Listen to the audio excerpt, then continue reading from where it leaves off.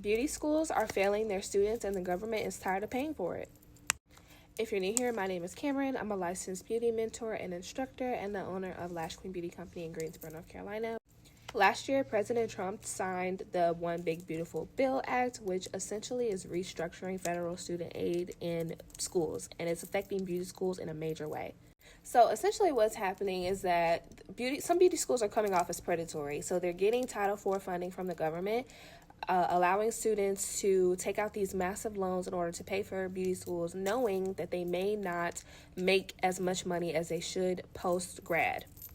And so the government's response to all of this as well, we are going to create thresholds that if your school does not pass 2 of the earnings threshold, then essentially you will not get any funding from the government for your school. And what that does for beauty schools, if you're relying on government funding in order to fund and grow the school, your school essentially could close, because what the government is saying is that, one, you are not producing economically sound students who can come into the workplace and actually make more than our threshold. And if your school is not producing students that can make more than that and pay back their student loans, then the government is saying, okay, well, we are no longer going to fund that program because it is not creating economically sound students who can pay back their loans.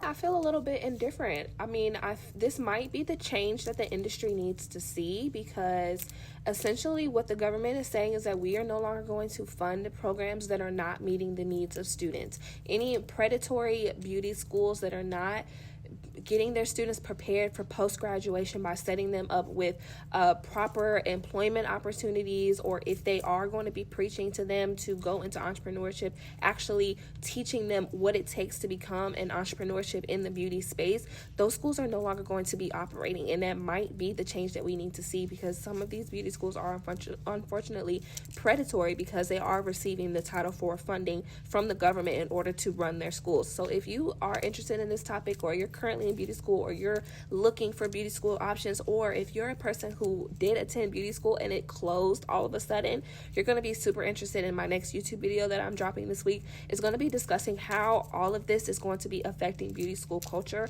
and what we'll see for the industry going forward.